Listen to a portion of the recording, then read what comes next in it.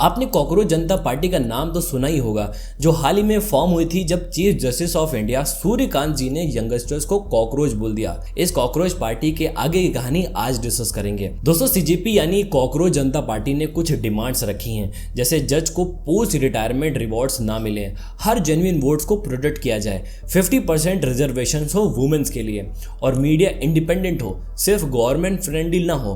Politician अगर party बदलते हैं तो उन पे 20 साल का बैन हो। अभिजीत दिप्के का कहना है कि उनका एम पॉलिटिकल डिस्कोर्स को चेंज करना है, यानी पॉलिटिशियंस को ज्यादा अकाउंटेबल बनाना। उन्होंने ये एक्सेप्ट किया है कि पहले वो आम आदमी पार्टी से जुड़े हुए थे, लेकिन सीजेपी को लेकर वो एक लार्ज सैटिरिकल मूवमेंट के रूप में देखते हैं। दोस्तों, सीजेपी बहुत ही जल्दी वायरल हो गया। सिर्फ कुछ ही दिनों में उनके इंस्टाग्राम पर करोड़ से ज्यादा फॉलोअर्स बन गए। यूथ ने इस मूवमेंट को फ्रस्ट्रेशन का सिंबल बना लिया। नीट पेपर लीक्स, जॉब की कमी और जर्नल होपलेस के बीच सीजेपी उनके लिए एक आउटलेट बना, जहां वो ह्यूमर्स के थ्रू अपना गुस्सा, दुख और मजाक सब मिलाकर शेयर कर सकते थे। इस तरह एक इंसल्ट कॉकरोच को अभिजीत दिप्के ने रिजर्व किया और अपनी आइडेंटिटी का हिस्सा बना लिया। जब सीजेपी का रीच बहुत ज्यादा फास्ट ग्रो करने लगा, तब गवर्नमेंट भी अलर्ट हो गई। इंटेलिजेंस इनपुट के बाद सेंटर ने सीजेपी के एक्स अकाउंट पर एक्शन लिया।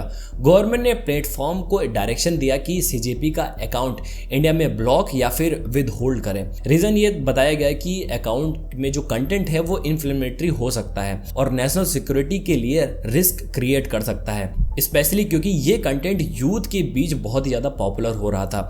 साथ ही सीजेपी की वेबसाइट भी ब्लॉक कर दी गई है और रिपोर्ट्स ये भी हैं कि इंस्टाग्राम अकाउंट पर भी एक्शन हो सकता है। ये सब information technology act section 69A के अंडर पॉसिबल है, जहां गवर्नमेंट सॉवरेनिटी, सिक्योरिटी या फिर पब्लिक ऑर्डर के नाम पर किसी भी कंटेंट को ब्लॉक करवा सकती है। इस मूवमेंट पर पॉलिटिकल रिएक्शंस भी मिक्स आए हैं। रूलिंग पार्टी के कुछ सीनियर्स लीडर ने कहा कि सीजेपी एक प्लान्ड अटेम्प्ट हो सकता है गवर्नमेंट को डिस्टेबलाइज करने के लिए। कुछ ने इसे क्रॉस बॉर्डर इन्फ्लुएंस ऑपरेशन तक कहा, मतलब उनका सस्पिशन था कि शायद किसी बाहर की फोर्स ने इसे डिजाइन किया हो। दूसरी तरफ अपोजिशन लीडर जैसे शशि थरूर ने सीजेपी अकाउंट्स पर रिस्ट्रिक्शन को क्रिटिसाइज किया। उनका कहना था कि डेमोक्रेसी में डिसेंट्स, ह्यूमर और स्टायर जैसे आउटलेट्स की जरूरत होती है। उन्होंने ये भी कहा कि ये मूवमेंट अपोजिशन के लिए चांस है कि वो यूथ के डिसेंट को मेन स्ट्रीम पॉलिटिक्स में चैनलाइज करें, यानी प्रॉपर पॉलिटिकल डायरेक्शन दें। अभिजीत दिप्के ने कहा कि उन्हें खुद नहीं लगता था कि सीजेपी इतना बड़ा हो जाएगा।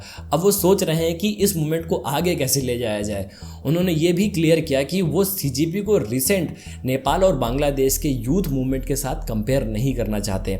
उनका कहना यह है कि इंडियन जो यूथ है अपनी डिसेंट पीसफुल और डेमोक्रेटिक तरीके से दिखाएगा। इस पूरे इंसिडेंट से एक चीज क्लियर होती है, आज के टाइम में एक रिमार्क, स्पेशली जब यूथ ऑलरेडी फ्रस्ट्रेटेड हो, सोशल मीडिया पर बहुत ही जल्दी नया सिंबल, नई पार्टी या नया मूवमेंट बन सकता है। ये स्टोरी सिर्फ आज के पार्टी की नहीं है, बल्कि आज के डिजिटल जमाने में यूथ, पावर, सटायर और स्टेट कंट्रोल के बीच चलने वाली टेंशन की कहानी है।